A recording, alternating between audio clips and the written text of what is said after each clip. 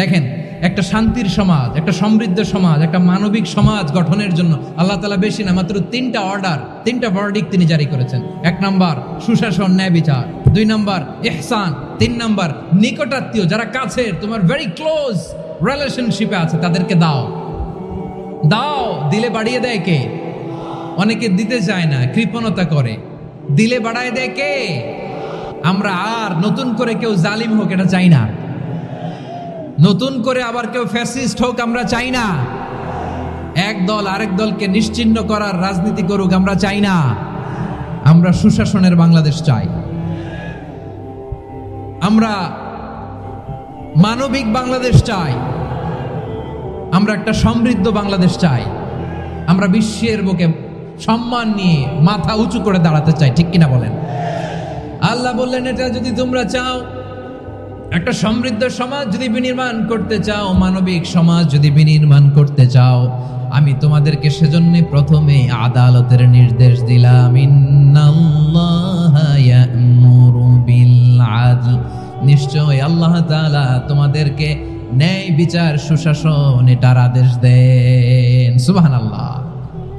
আদাল, ন্যায় বিচারের আদেশ আল্লাহ তাআলা কোরআনের বিভিন্ন আয়াতে দিয়েছেন। আল্লাহ তাআলা বলছেন, ইন্নাল্লাহা ইয়া'মুরুকুম আন তুআদ্দুল আমানাতি ইলা আহলিহা ওয়া ইযা হাকামতুম বাইনান নাসি আন তাহকুমু বিল আদল ইন্নাল্লাহা নি'ম্মা ইয়া'iদুকুম বিহি ইন্নাল্লাহা কানা সামিআন বাসীরা।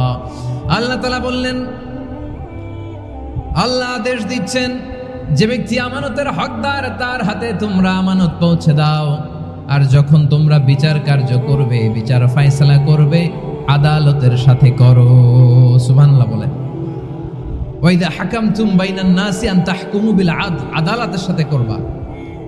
আল্লাহ তাআলা বলেন, যারা জাজ হবে, বিচারক হবে, তাদের যদি বাদী বিবাদীর কারোর সাথে শত্রুতা থাকে, কারোর সাথে যদি কোনো ধরনের রেষারেষি থাকে, আল্লাহ বলেন বিচার কার্য করতে যে ওই শত্রুতা রেষারেষির কারণে আদালতের বাইরে যে অবিচার করে বিচার করো না। ওয়ালা ইয়াজরিমান্নাকুম শানাআনু কওমিন আলা আল্লা তা'দিলু ই'দিলু হুয়া আকরাবু লিত্তাকওয়া ওয়াত্তাকুল্লাহা ইন্নাল্লাহা খাবীরুম বিমা তা'মালুন।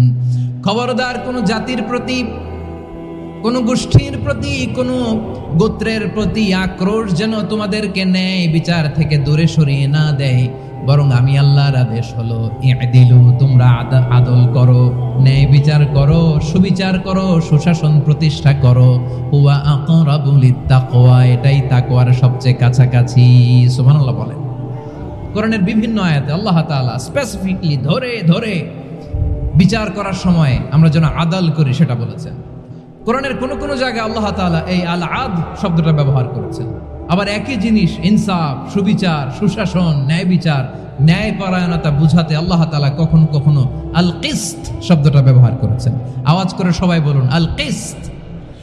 প্রিয় ভাইরা, সবাই আওয়াজ করে আমার সাথে সাথে বলুন আল কিসত। আল্লাহ তাআলা বলেন, ওয়া ইন হাকামতা ফাহকুম বাইনাহুম বিল কিসতি ইন্নাল্লাহা ইউহিব্বুল মুকসিতিন। যখন তুমি বিচার করবে, বিশ্বনবীকে উদ্দেশ্য করে অ্যাড্রেস করে বললেন, নবী হে, ইহুদিরা কোনো বিষয়ে মীমাংসার জন্য যদি আপনার দরবারে আসে, যদি বিচার করতে হয়, খবরদার অবিচার করবেন না। ফয়সালা যেটা করবেন কিসতের সাথে করবেন, ন্যায় পরায়ণতার সাথে করবেন, কারণ ইন্নাল্লাহা ইউহিব্বুল মুকসিতিন, নিশ্চয় আল্লাহ রাব্বুল ইজ্জাত ন্যায় পরায়ণশীলদেরকে বড্ড ভালোবাসেন। সুবহানাল্লাহ বলেন। ন্যায় পরায়ণ লোকদেরকে আল্লাহ তাআলা বড্ড ভালোবাসেন। অন্য আয়াতে আল্লাহ তাআলা বলছেন, ওয়া নাদাউল মাওয়াজিনাল কিসত লিয়াউমিল কিয়ামাতি ফালা তুযলামু নাফসুন শাইআ। আমি কিয়ামতের দিন ন্যায় পরায়ণতার মানদণ্ড স্থাপন করব, যেটাকে আমরা মিজানের পাল্লা বলি। আল্লাহ বলেন ন্যায় বিচারের মানদণ্ড কিয়ামতের ময়দানে আমি আল্লাহ স্থাপন করব। সেদিন কারো প্রতি বিন্দু পরিমাণ, এক চুল পরিমাণ অবিচার করা হবে না, কোনো অবিচার করা হবে না। সেদিন সুশাসন হবে, সুবিচার হবে, ন্যায় পরায়ণতার সাথে বিচার হবে। আওয়াজ করে পড়েন আল্লাহু আকবার। তাহলে প্রিয় ভাইরা, যে তিনটি বিষয়ে আল্লাহ তাআলা আমাদেরকে আদেশ দিয়েছেন, তার প্রথমটা হচ্ছে আদালত, ইনসাফ, সুবিচার, ন্যায় বিচার। এটা আমরা চাই কি চাই না? বিশ্বনবী ন্যায় বিচার, ন্যায় পরায়ণতা, সুশাসন প্রতিষ্ঠিত করেন কি করেন নাই? আপনারা বিশ্বনবীর সিরাত যারা পড়েছেন, আপনি দেখবেন বিশ্বনবীর সিরাতের পরতে পরতে, বাঁকে বাঁকে, সিরাতের বাঁকে বাঁকে এই আদালতের নমুনা মেলে। সুবহানাল্লাহ বলেন। ছোট্ট একটা নমুনা রাসূল সাল্লাল্লাহু আলাইহি ওয়াসাল্লামের আসিরা আল আতরা থেকে ছোট্ট একটা নমুনা আপনাদের খেদমতে এখানে উপস্থাপন করি। বিশ্বনবী সাল্লাল্লাহু আলাইহি ওয়াসাল্লাম মক্কা বিজয় করলেন ৮ম হিজরিতে। মক্কা বিজয় শেষে তিনি কয়েক সপ্তাহ মক্কাতে অবস্থান করলেন। ইন দ্য মিন টাইম মক্কার একটা ভেরি প্রেস্টিজিয়াস এন্ড ডিগনিফাইড ফ্যামিলির নারী চুরিতে ধরা পড়ল। কিসে ধরা পড়ল? সবাই বলেন কিসে? আমাদের সমাজে আসেনি এটা? আছে? ছোট না বড়? হ্যাঁ, হিসাব করে শেষ করা যায় না। ৩.৫ লাখ কোটি টাকা নাই উন্নয়ন প্রকল্পের নামে। উন্নয়ন প্রকল্পের নামে ৩.৫ লাখ কোটি টাকা নাই। ৩.৫ লাখ কোটি টাকা লিখতে পারবেন আপনি? এক টানে লিখতে পারবেন? বুঝতেছেন কত বড় সংখ্যা? হ্যাঁ, বনু মাখজুমিয়া গোত্রের এক নারী মক্কায় চুরিতে ধরা পড়ল। বলেন তো চুরি করলে বিধান কি? কি কাটতে হবে? চুরির বিধান হলো হাত কেটে দাও। দাও সেটা গোপনে নয়, প্রকাশ্যে জনসম্মুখে হাত কেটে দাও। বনু মাখজুমিয়া গোত্রের নারী যখন চুরিতে ধরা পড়ল, সাহাবারা চিন্তায় পড়ে গেলেন। সবেমাত্র মক্কার লোকেরা কালিমা পড়ে মুসলমান হয়েছে, ইসলামের আইন কানুন তেমন জানে না, ইসলামী শরিয়ার সাথে বেশি পরিচিত নয়। এখন যদি বিশ্বনবী চুরির যেই বিধান এটা যদি কায়েম করে হাত যদি কেটে দেয়, না জানি মক্কার লোকেরা আবার বিগড়ে যায়, না জানি মক্কার লোকেরা আবার মুরতাদ হয়ে যায়, না জানি মক্কার লোকেরা ইসলাম থেকে দূরে সরে যায়। চলো চলো, সাহাবীরা মিলে পরামর্শ করলেন, চলো বিশ্বনবীর কাছে যে বলি, ও নবী, শুধু কেবলমাত্র একমাত্র এই নারীর জন্য চুরির হাত কাটার বিধানটা আপনি একটু থামিয়ে দেন। চুরির হাত কাটার যে বিধান এইখানে একটু রহিত করে দেন, বাকিগুলা কইরেন মদিনাতে যে চলবে, কিন্তু মক্কায় এবারের জন্য মাফ করে দেন। কিন্তু কে বলবে? এই যে পরামর্শ, সাজেশন, এটা কে দিবে বিশ্বনবীর কাছে? সাহাবারা চিন্তায় পড়ে গেলেন। আল্লাহর নবীর সামনে দাঁড়িয়ে আল্লাহর দেয়া হুদুদ, আল্লাহর দেয়া বিধান থামিয়ে দেওয়া, মাফ করে দেওয়া, এই কথা বিশ্বনবীর সামনে বলার সাহস তো কেউ রাখে না। কেউ কেউ বলল, বিশ্বনবীর পালক পুত্র যায়েদ বিন হারেসার সন্তান উসামারে বিশ্বনবী নাতির মতো আদর করে, বড্ড বেশি ভালোবাসে উসামারে। এজন্য সাহাবারা উসামাকে বলতো হিব্বু রাসূলিল্লাহ, বিশ্বনবীর ভালোবাসা। কি বলতো? সাহাবীরা বললেন বিশ্বনবীর ভালোবাসা হিব্বু রাসূলিল্লাহ, উসামারে পাঠাও। উসামারে বিশ্বনবী নাতির মতো স্নেহ করে, মায়া করে, ভালোবাসে। আমরা পারবো না, উসামা পারবে। সবাই মিলে ফুলিয়ে ফুসিয়ে ওসামাকে, ছোট্ট ওসামাকে রাজি করালো। ওসামা এমন এমন কথা যে তুমি বিশ্বনবীর কাছে বলতে হবে, পারবা নাকি? ওসামা বলে পারবো। সাইয়েদনা ওসামা রাদিয়াল্লাহু তাআলা আনহু তরুণ সাহাবী বিশ্বনবীর কাছে গেলেন, যে বললেন, নবী, বনু মাখজুমিয়া গোত্রের এক নারী চুরিতে ধরা পড়েছে, এবারের জন্য কি এই মহিলাটারে মাফ করে দিলে হয় না? এবারের জন্য একটু ক্ষমা করা যায় না নবী? বিশ্বনবী বলেন, আতাশফাউ ফি হাদ্দিম মিন হুদুদিল্লাহ, তোমার এত বড় সাহস উসামা, তুমি আল্লাহর হাত, আল্লাহর দেয়া বিধান, এটার ব্যাপারে সুপারিশ করতে এসেছো?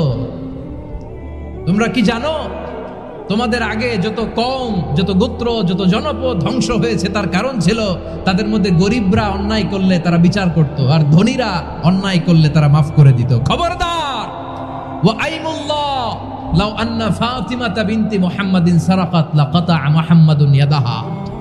বিশ্বনবী বললেন, ওরে ওসামা, বানু মাখজুমিয়ার ওই প্রেস্টিজিয়াস এন্ড ডিগনিফাইড ফ্যামিলির মেয়ে তো দূর কি বাত, অনেক দূরের কথা। জেনে রেখো ওসামা, আমার কলিজার টুকরা নয়নের পুটুলি ফাতেমাও যদি মক্কার জমিনে আজকে চুরির দায়ে ধরা পড়তো, আমি বিশ্বনবী মুহাম্মদুর রাসূলুল্লাহ ধরে ফাতেমার ডান হাতটা কেটে দিতে এক বিলম্ব দেরি করতাম না। ইন্নাল্লাহা ইয়া'মুরু বিল আদল, আমাদেরকে জাস্টিস শিখায়। পশ্চিমারা আমাদেরকে ইনসাফ শিখায়, আমাদেরকে সুশাসন শিখায়। আর ইনসাফ, সুশাসন, ন্যায় বিচার, সুবিচার, জাস্টিস কারে বলে বিশ্বনবীর বায়োগ্রাফি থেকে জেনে নাও। এই ছিল বিশ্ব ইসলামের আদালতের নমুনা। আপনি যদি সাইয়েদনা ওমর ফারুকের জীবনের দিকে তাকান, এমন কঠোর, এমন বীর সেনানী ছিলেন। সাইয়েদনা ওমর ফারুক যদি রাস্তার এই মাথা দিয়ে হাঁটা শুরু করতেন, শয়তান ওমর ফারুককে দেখলে ওই রাস্তা রেখে দিয়ে অন্য রাস্তা দিয়ে হাঁটতো। সুবহানাল্লাহ। ওমর ফারুক রাদিয়াল্লাহু তাআলা কি পার্সোনালিটি ছিল, কি পার্সোনালিটি। আমাদের এলাকায় ছোট বাচ্চারা রাতে ভাত খেতে চায় না, আমার মেয়েটাও খেতে চায় না। এই এটা দিব, ওইটা দিব, আজকে মাহফিলে আসার সময় বলে দিছে লিস্ট করে এটা এটা আনতে হবে। তো ছোট্ট বাচ্চাদের অনেক বায়না থাকে, ওরা রাতে খেতে চায় না। তো মায়েরা বিভিন্ন ভয় দেখায়, এই বাঘ আসবে, বাঘ আসবে খাও, এই ভূত আসবে, ভূত আসবে খাও। আপনারা কি বলেন চট্টগ্রামে? কি আসবে? হ্যাঁ, ভূত, ভূত, ভূত আসবে, বাঘ আসবে, খাও খাও খাও, তাড়াতাড়ি খাও। তো বাচ্চারা এগুলো শুনে ভয়ে খেতে শুরু করে। মদিনার জমিনেও একই ঘটনা ঘটতো। মদিনার ছোট্ট ছোট্ট সোনামণিরা খেতে চাইতো না। তো মায়েরা বলতো, হা হুয়া ইয়াতি উমর, হা হুয়া ইয়াতি উমর, ওই যে উমর আসতেছে, উমর। ওমরে ফারুকের কথা শুনলে বাচ্চারা একেবারে ঠান্ডা। সুবহানাল্লাহ পড়বেন না? প্রভু তুমি বলেছ রাসূল দেবে না, বলনি দেবে না ওমর, বলনি দেবে না হামজা তারিক, খালিদ বিজয় সমর। প্রভু তুমি বলেছ রাসূল দেবে না, বলনি দেবে না ওমর, বলনি দেবে না হামজা তারিক, খালিদ বিজয় সমর। প্রভু তুমি বলেছ রাসূল দেবে না। আল্লাহু আকবার। ওমর ফারুক রাদিয়াল্লাহু তাআলা আনহু, ওনার কথা শুনলে গায়ের মধ্যে গুজবাম হয়, গায়ের পশমগুলো দাঁড়িয়ে যায়। সুবহানাল্লাহ বলেন। কি পার্সোনালিটি ছিল, কি ব্যক্তিত্ব ছিল। মুনাফিকরা ওমর ফারুককে জমের মতো ভয় পেতেন। শয়তান, খুদ শয়তান এই রাস্তা দিয়ে আসলে শয়তান অন্য রাস্তা দিয়ে হাঁটতো। ওমর ফারুক রাদিয়াল্লাহু তাআলা আনহুর জীবনে যদি দেখেন, তাহলে সেখানে আপনি আদালতের, ইনসাফের, সুশাসনের, জাস্টিসের নমুনা দেখতে পাবেন। কয়টা শুনবেন? সাইয়েদনা ওমর ফারুকের রাদিয়াল্লাহু তাআলা আনহুর সন্তান আব্দুর রহমান মিশরে মদ খেয়ে মদ্যপ অবস্থায় ধরা পড়েছে। মদ খাওয়ার কারণে, মদ যদি কেউ পান করে আর যদি প্রমাণিত হয়, তার বিচার হলো 80 বেত। আওয়াজ করে বলেন কয় বেত? বাংলাদেশেও তো এই আইন আছে নাকি? বাংলাদেশে আছে? হ্যাঁ, মদ খাইলে 80 বেত, এই আইন বাংলাদেশে চালু হোক। আমরা চাই কি চাই না? চাই সবাই। এজন্যই তো ইসলাম ভাল লাগে না। ইসলামকে ভাল লাগে না। ইসলামকে আউট করে রাখতে পারলেই তো এরকম বড় বড় বোতল খাওয়া যায়। একেবারে সহজ, পানির মতো সহজ, হিসাব একেবারে সহজ। ওমর ফারুক রাদিয়াল্লাহু তাআলা আনহুর ছেলে ভুল করে মদ পান করে ফেলেছিলেন। আব্দুর রহমান, ঘটনা ঘটেছে মিশরে। মিশরের গভর্নর তখন আমর ইবনুল আস রাদিয়াল্লাহু তাআলা আনহু। আব্দুর রহমানের ভাই যে গভর্নরকে বলল, গভর্নর যদি একটু দয়া করেন, খলিফার ছেলে আমার ভাই আব্দুর রহমান মদ্যপ অবস্থায় ধরা পড়েছে, জনসম্মুখে যদি আপনি বেত্রাঘাত করেন আমাদের প্রেস্টিজ থাকে না, যদি 80 বেত আপনি মারেন আমার কোনো কথা নাই, কিন্তু ঘরের ভেতরে মারেন। আব্দুর রহমানের ভাইয়ের সুপারিশ শুনে সাইয়েদনা আমর ইবনুল আস রাদিয়াল্লাহু তাআলা আনহু রাজি হয়ে গেলেন। ঘরের ভেতরে লোকচক্ষুর আড়ালে 80 বেত তিনি মানলেন। কিন্তু ঘটনাক্রমে এই কথা লুকিয়ে লুকিয়ে ঘরের ভেতরে 80 বেত মারার কথা সাইয়েদনা ওমর ফারুক মদিনা থেকে জানতে পারলেন। মদিনা থেকে তিনি ফরমান জারি করলেন, এই বিচার যেমনটি আমর ইবনুল আস আদায় করেছে, এটা প্রকৃতপক্ষে আদায় হয় নাই। আসো সবাই মদিনায় আসো, আমর ইবনুল আস মদিনায় আসো। আব্দুর রহমানও আসো, সবাই আসো, জনসম্মুখে এই বিচার কার্যকর করতে হবে। সাইয়েদনা ওমরে ফারুক মসজিদে নববীর পিলারের মধ্যে নিজের ছেলেকে বাঁধলেন, আবার জনসম্মুখে 80টা বেত তার গায়ের মধ্যে মারলেন। মাজমুয়ে ফাতাওয়া ইবনে তাইমিয়া রাহিমাহুল্লাহ উনি এটা নকল করেছেন। এটা সবচেয়ে বিশুদ্ধ মত, আর অনেক মত আছে। মারা গেছে কবরের উপর, ওগুলো বাদই দিলাম। কেমন খলিফা ছিলেন, কেমন খলিফা! পশ্চিমারা তোমরা জাস্টিস আমাদেরকে শেখাও, ইনসাফ কারে বলে, সুশাসন আমাদেরকে তোমরা শেখাও। ওমরে ফারুক রাদিয়াল্লাহু তাআলা ওই বিচারকে তিনি ধর্তব্য মনে করেন নাই। মদিনাতে এনে আবার জনসম্মুখে আবার 80 বেত মেরেছেন। মিশরে ওমরে ফারুক রাদিয়াল্লাহু তাআলা আমর ইবনুল আসকে গভর্নর করে পাঠালেন। সেখানে আমর ইবনুল আসের ছেলে একটা প্রতিযোগিতায় রানার আপ হয়েছে। এক মিশরি সেখানে চ্যাম্পিয়ন হয়েছে। রানার আপ বুঝতে পেরেছেন তো? রানার আপ সেকেন্ড হয়েছে, এক মিশরি হয়েছে চ্যাম্পিয়ন প্রথম। কিন্তু গভর্নরের ছেলে ও জিততে পারে নাই। ও রাগে ওই মিশরির গায়ের মধ্যে কয়েকটা লাঠি দিয়ে বাড়ি মেরেছে। মিশরি যে মদিনাতে ওমরে ফারুকের কাছে বিচার দিলেন, আপনার গভর্নরের ছেলে অন্যায়ভাবে আমার গায়ে হাত তুলেছে। সাইয়েদনা ওমরে ফারুক আবার ফরমান জারি করলেন, আসো মদিনাতে আসো। মিশরীকে ডাকলেন। ওই মিশরের গভর্নর আমর ইবনুল আস রাদিয়াল্লাহু তাআলা আনহুকে ডাকলেন, তার ছেলেকেও ডাকলেন। সবাই বসে রইল। আমর ইবনুল আস রাদিয়াল্লাহু তাআলা আনহু মাথা নিচু করে বসে আছেন, লজ্জায় কাচুমাচু। হায় হায়, আজকে আমার ছেলের কারণে আমিরুল মুমিনিন খলিফাতুল মুসলিমিন ওমরে ফারুকের কাছে আমি জনসম্মুখে লজ্জিত হচ্ছি। সাইয়েদনা ওমরে ফারুক বললেন, এই নাও লাঠি। গভর্নরের ছেলে তোমার মাথার মধ্যে যতগুলো বাড়ি মেরেছে, আজকে জনসম্মুখে তুমি অতগুলা বাড়ি মারো। মিশরি বলে, থাক, আপনি যে ডেকে আনছেন সবার সামনে এটা বলছেন, এতেই আমি খুশি। আল্লাহু আকবার। আপনার মহানুভবতা দেখে আমি খুশি, আর অপমানের দরকার নাই। ওমরে ফারুক বলে, না, খবরদার, এই কথা মিশরি তুমি বলো না, মারো, যতগুলা বাড়ি মেরেছে মারো। বাধ্য হয়ে মিশরি আমর ইবনুল আসের সামনে ওনার কলিজার টুকরা সন্তানের মাথার মধ্যে বাড়ি মারতে আরম্ভ করলেন। ঠিক যতগুলা বাড়ি গভর্নরের ছেলে আমর ইবনুল আসের ছেলে মিশরির গায়ে মেরেছিল, মাথায় মেরেছিল, মিশরি গুনে গুনে ততটা মারলেন। এই দৃশ্য দেখে ওমরে ফারুক রেগে মেগে আগুন, রাগের চোটে রাগ সামলাতে না পেরে, আর নিজেকে সামলাতে না পেরে মিশরিরে বললেন, ছেলেরে মারা শেষ হয়ে গেলে এবার বাবার টাক মাথার মধ্যে কয়েকটা বাড়ি মার। রাগের চোটে, আউট অফ অ্যাঙ্গার, রাগের চোটে, যে আমার পাঠানো গভর্নর আমর ইবনুল আস তার ছেলেকে কেন আদব তারবিয়া কেন শিক্ষা দিতে পারে না। ছেলেরে মারা হইলে এবার আমর ইবনুল আসের মাথার মধ্যে 2টা মারো। এটা রাগে বলেছেন, এটা শাস্তি হিসেবে না। সুবহানাল্লাহ পড়ে। তোমরা আমাদেরকে সুশাসন শিখাও, আমাদেরকে সুশাসন শিখাও। বিশ্বনবী বলেন, আদল এটা যেন বিষয় না, এটা দিয়েই মানবিক সমাজ গড়তে হবে।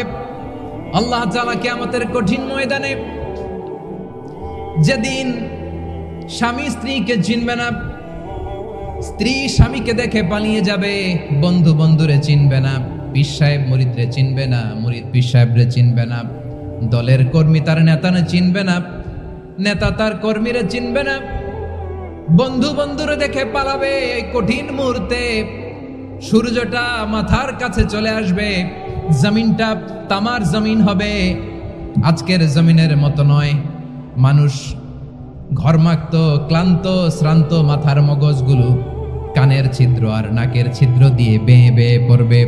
বিশ্বনবী ফরমান, কিয়ামতের ওই কঠিন ময়দানে 7 শ্রেণীর ব্যক্তিকে রব্বুল আলামিন তার আরশের নিচে ছায়া দিবেন। তার মধ্যে প্রথম শ্রেণীর ব্যক্তি হলো ইমামুন আদিল। ইমামুন আদিল, ন্যায়পরায়ণ শাসক, যে ইনসাফের সাথে বিচার করে, যে জাস্টিস সমাজে সার্ভ করে, যে সুশাসন নিশ্চিত করে, ওই ইমামুন আদিল। আদিল শব্দটা বুঝছেন না? ইন্নাল্লাহা ইয়া'মুরু বিল আদল। পাইছেন? আদিল। 7 শ্রেণীর ব্যক্তিকে আল্লাহ তাআলা সুশীতল আরশের নিচে ছায়া দিবেন, যেদিন তার দেয়া ছায়া ছাড়া কোনো ছায়া থাকবে না। এর প্রথম হচ্ছে ইমামুন আদিল, ন্যায়পরায়ণ শাসক। চিল্লায় বলেন সুবহানাল্লাহ। আবার বিশ্বনবী বললেন, ইন্নাল মুকসিতিনা ইনদাল্লাহি আলা মানাবিরা মিন নূর আন ইয়ামিনির রহমান। কিয়ামতের দিন যারা ন্যায়পরায়ণ হিসেবে আল্লাহর সামনে দাঁড়াবে, কিয়ামতের দিন রব্বুল আলামিন তার আরশের ডান দিকে ওই ন্যায়পরায়ণ লোকদের জন্য আরশের ডান দিকে একটা নূরের মিম্বারে তাদেরকে বসার সুযোগ করে দিবে। আল্লাহর আরশের ডান দিকে ন্যায়পরায়ণ লোকদের জন্য আল্লাহ তাআলা নূরের মিম্বার বানাবে। তার ঠিকানে কথা মনে করেছেন? আল আদাল, জাস্টিস। ইন্নাল্লাহা ইয়া'মুরু বিল আদল। আল্লাহ তাআলা এই আদালতের নির্দেশনা দেয়, সুবিচার, সুশাসন। প্রিয় ভাইয়েরা, এটা আমরা বাংলাদেশে চাই কি চাই না? এই যে অরাজকতা, এই যে অন্যায়, এই যে জুলুম, এই যে ইনকনসিস্টেন্সি, সমাজের অসঙ্গতির প্রধান কারণ জাস্টিস নাই, সুবিচার নাই, সুশাসন নাই। শেষবারের মতো আওয়াজ করে বলেন তো, আমরা বাংলাদেশে আদল চাই কি চাই না? তাহলে প্রথম নির্দেশনা শেষ, আল্লাহ তাআলা তোমাদেরকে আদলের আদেশ দেন। এরপরে আল্লাহ বললেন, আমি তোমাদেরকে ইহসানের আদেশ দেই। ইন্নাল্লাহা ইয়া'মুরু বিল আদলি ওয়াল ইহসান। আমি তোমাদেরকে যেমনি আদলের নির্দেশনা দেই, তেমনি ভাবে তোমাদেরকে ইহসানের নির্দেশনা দেই। ইহসান, আওয়াজ করে সবাই বলেন তো ইহসান।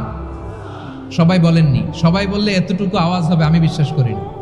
আওয়াজ করে বলুন আল ইহসান। ইহসান মানে কারো প্রতি সফট হার্টেড হওয়া, মহানুভব হওয়া, অনুগ্রহ পরায়ণ হওয়া, অনুগ্রহশীল হওয়া, একে অপরের প্রতি দয়াদ্র হওয়া। একে অপরের প্রতি দয়াদ্র, অনুগ্রহশীল হওয়া ছাড়া মানবিক সমাজ কশিনকালেও গঠন করা সম্ভব না। প্রিয় ভাইয়েরা, সুন্দর আচরণ দিয়ে, ইহসান দিয়ে যা জয় করা যায়, নরম আচরণ দিয়ে যেটা অর্জন করা যায়, কঠোরতা দিয়ে সেটা পারা যায় না। বিষ্ণু ঈসা ইসলাম ইহসান দিয়ে, কোমল আচরণ দিয়ে, তার অনুগ্রহ দিয়ে তিনি অনেক কাফিরের হৃদয়কে জয় করে ফেলেছেন। সাইয়েদনা সুমামা ইবনে উসাল রাদিয়াল্লাহু তাআলা আনহুর কথা মনে পড়ে যায়। তিনি ছিলেন ইয়ামামার বাদশা। মদিনাতে বিশ্বনবীকে হত্যা করার নিয়তে এসেছিলেন। গোপনে গোপনে বিশ্বনবীকে হত্যা করে আবার ইয়ামামাতে তিনি ফিরে যাবেন। কিন্তু কি অবাক করা কাণ্ড, হত্যা করতে পারে নাই, সাহাবাদের হাতে তিনি ধরা পড়ে গেলেন। সাইয়েদনা সুমামা ইবনে উসাল রাদিয়াল্লাহু তাআলা আনহু হত্যার নিয়তে আসলেন, কিন্তু হত্যা করতে পারলেন না। সাহাবারা ওনাকে ধরে ফেললেন, ধরে মসজিদে নববীর পিলারের মধ্যে বেঁধে রাখলেন। সুমামা ইবনে উসাল, সিরাত থেকে শুনে, সিরাত থেকে শোনাচ্ছি, রাদিয়াল্লাহু তাআলা আনহু ইয়ামামার অধিপতি ছিলেন। ইয়ামামা বিশ্বনবীকে হত্যার জন্য আসছেন, ধরা পড়ে গেছেন, এখন মসজিদে নববীতে বেঁধে রাখছে। তার মানে বন্দী। এখন স্ট্যাটাস কি? বন্দী, ক্যাপটিভ। বিষ্ণু ঈসা ইসলাম সাহাবাদেরকে বললেন, তার খোঁজ খবর নিও, সুমামা ইবনে উসালের খোঁজ খবর নিও।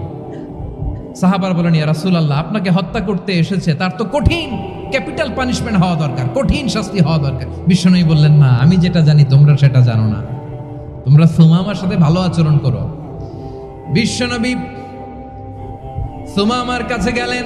প্রথম দিন যে তিনি কালেমার দাওয়াত দিলেন, ইমানের দাওয়াত দিলেন, ইসলামের দাওয়াত দিলেন, রিসালাতের দাওয়াত দিলেন, আখিরাতের দাওয়াত দিলেন। পরের দিন যে বিশ্বনবী সালাতের দাওয়াত দিলেন, যাকাতের দাওয়াত দিলেন, ইসলাম কি, কিভাবে, কেমন করে পালন করতে হয় চমৎকার আর্টিকুলেট করতে শুরু করলেন। তন্ময় হয়ে সুমামা ইবনে উসাল রাদিয়াল্লাহু তাআলা আনহু বিশ্বনবীর কথাগুলো শুনতে আরম্ভ করলো। একদিন নয়, 2 দিন নয়, টানা 3 দিন বিশ্বনবী সুমামার কাছে ইসলামকে প্রেজেন্ট করেছেন, উপস্থাপন করেছেন। আওয়াজ করে বলেন, কয় দিন? 3 দিন। 3 দিন মসজিদে নববীতে বাঁধা। আর সাহাবীদেরকে বললেন, তার খোঁজ খবর নিও, তোমরা যে রুটি বানাও এর মধ্যে সবচেয়ে ভালো আটার রুটিটা তারে দিও, সবচেয়ে রিফাইন্ড খেজুর, যেটা পিওর খেজুর, এটা তারে দিও।